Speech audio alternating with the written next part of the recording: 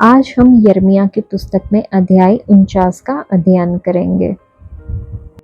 अम्मोन के विषय परमेश्वर का न्याय। अम्मोनियों के विषय यहोवा यूं कहता है, क्या इस्राएल के पुत्र नहीं है? क्या उसका कोई वारिस नहीं रहा? फिर मलकाम क्यों गाद के देश का अधिकारी हुआ? उसकी प्रजा क्यों उसके नगरों में बसने पाई है? यहोवा की यह वाणी है, ऐसे दिन आने वाले हैं कि मैं अम्मोनियों के रब्बा नामक नगर के विरुद्ध युद्ध की ललकार सुनवाऊंगा और वह उजड़ कर खंडर हो जाएगा और उसकी बस्तियां फूंक दी जाएगी। तब जिन लोगों ने इस्राएलियों के देश को अपना लिया है, उनके देश को इस्राएली अपना लेंगे। यहोवा का यही वचन है। हे हेशबोन, हाय हाय कर, क्योंकि ए नगर नष्ट हो गया।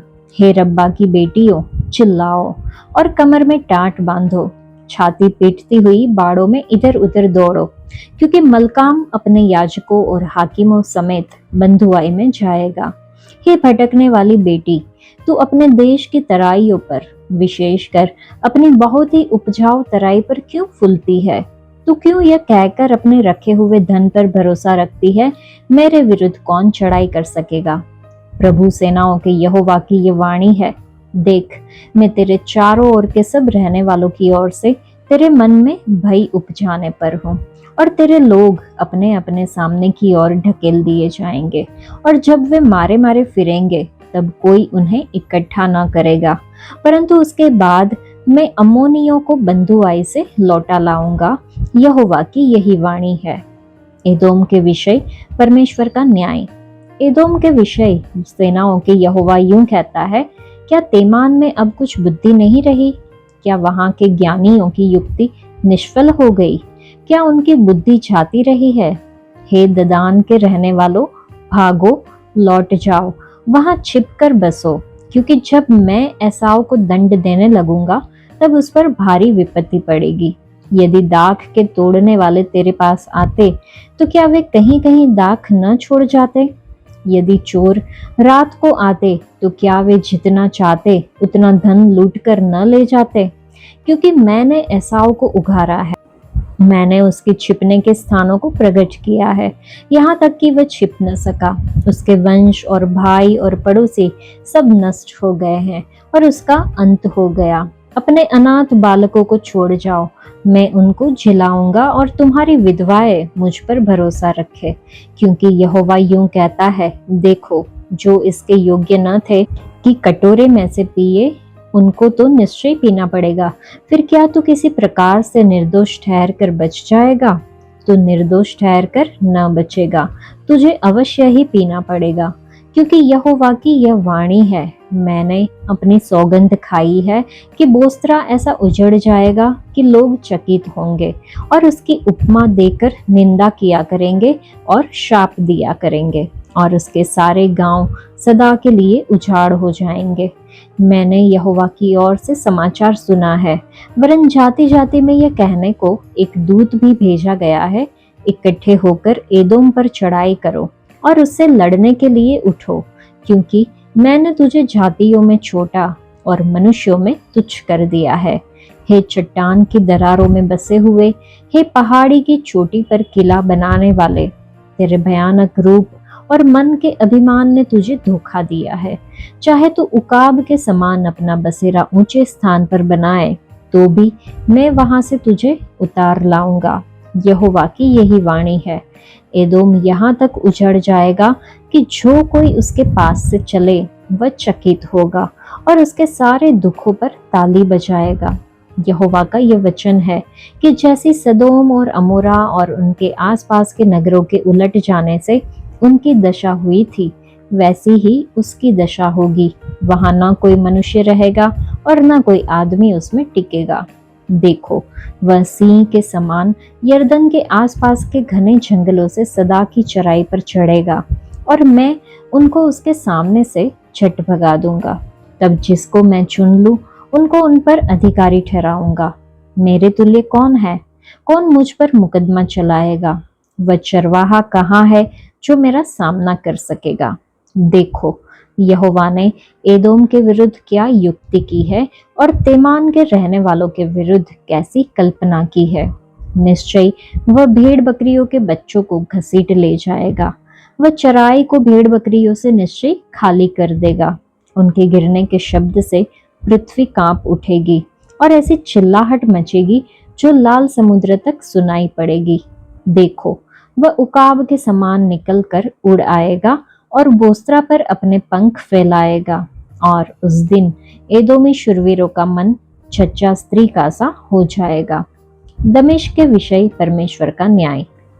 दमिश्क के विषय हमात और अर्पद की आशा टूटी है, क्योंकि उन्होंने बुरा समाचार सुना है। वे गल गए हैं, समुद्र पर चिंता है, वह शांत नहीं हो सकता।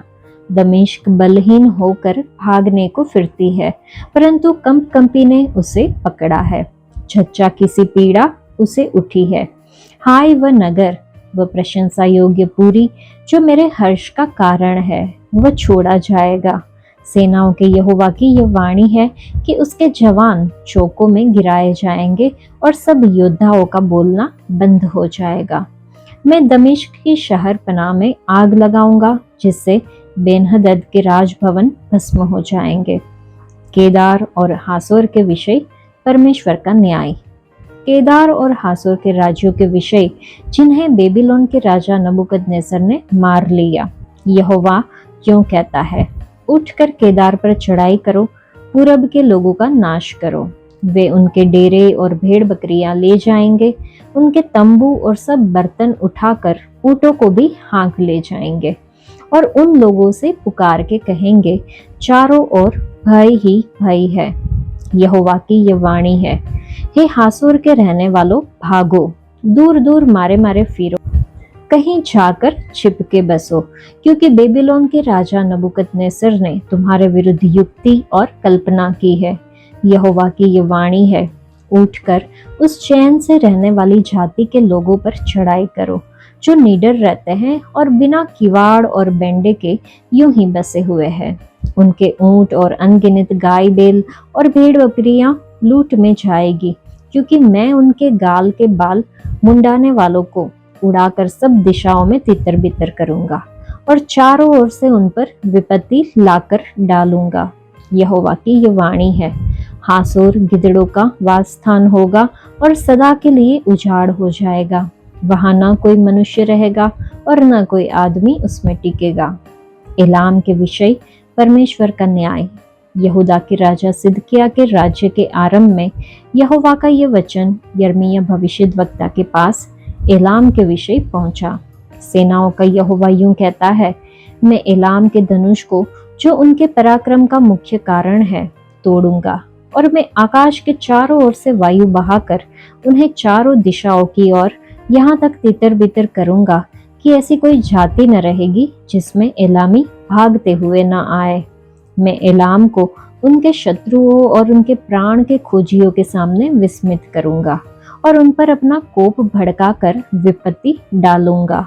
यहोवा की ये वाणी है कि तलवार को उन पर चलवाते चलवाते मैं उनका अंत कर डालूंगा, और मैं एलाम में अपना सिंहासन रखकर उनके राजा और हाकिमों को नष्ट करूंगा। यहोवा की यही वाणी है। परंतु यहोवा की यह भी वाणी है कि अंत के दिनों में मैं एलाम को बंधुआई से लौटा ले आऊंगा। इस अध्याय में देशों के विरुद्ध भविष्यवाणी है।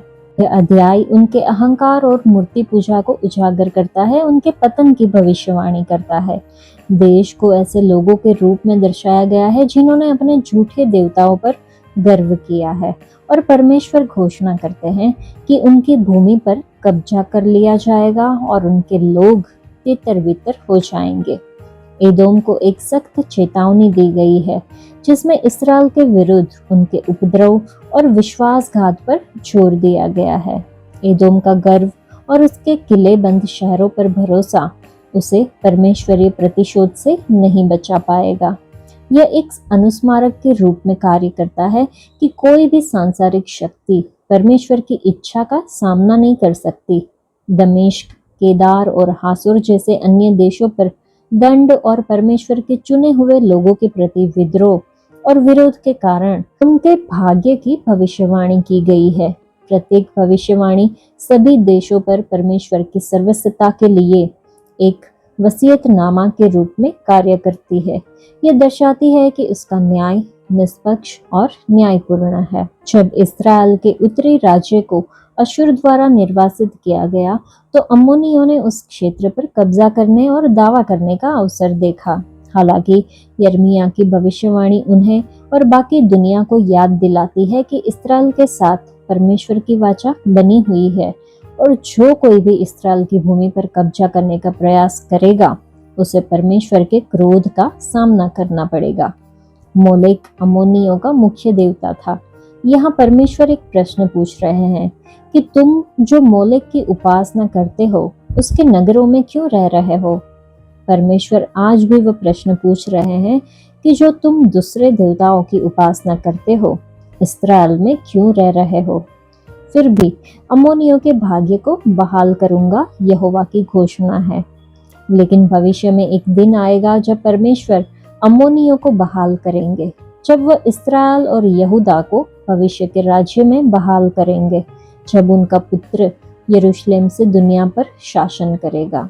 यहूदी और अन्य जाति उस महिमा में भागीदार होंगे जिसका अनुभव इस्राएल को तब होगा जब राजा यीशु दाऊद के सिंहासन पर बैठेंगे।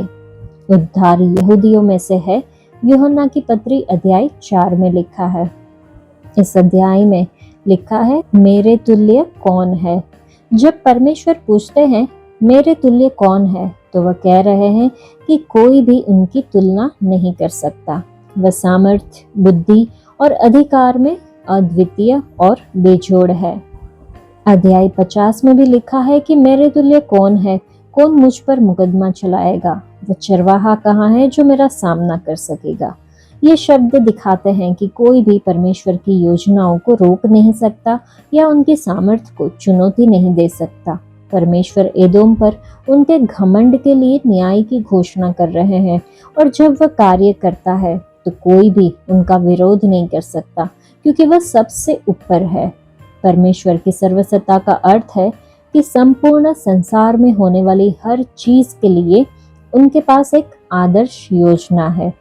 कुछ भी उनके नियंत्रण से बाहर नहीं है। वह भूतकाल, वर्तमान और भविष्य को जानते हैं क्योंकि उन्होंने ये सब अपने उद्देश्य के अनुसार बनाया है। कभी कभी हमें ऐसा लग सकता है कि हमारी समस्याएं परमेश्वर के लिए बहुत बड़ी है, लेकिन तब हमें उनकी महानता को याद करने की जरूरत होती है। अपनी परिस्थितियों पर ध्यान केंद्रित करने के बजाय हमें परमेश्वर पर भरोसा करना चाहिए, ये जानते हुए कि कोई भी और कुछ भी उनसे बड़ा नहीं है। एक सिंह की तरह जो अपने क्षेत्र की रक्षा करता है, परमेश्वर अपने लोगों की जमकर रक्षा करते हैं। अगर हम उनके हैं तो हम उनकी देखभाल में हैं। कोई भी चुनौती या दुश्मन हमारे लिए उनकी योजनाओं को हरा नहीं सकता। उनके शब्द को याद रखें कि मेरे जैसा कौन है, मेरे तुल्य कौन है, और उनके उत्तर पर भरोसा रखें कि परमेश्वर जैसा कोई नहीं है। तो चलिए हम अपना भरोसा और आशा उन पर बनाए रखें। आज के लिए इतना ही। परमेश्वर आप सबको आशीष दे। धन्यवाद।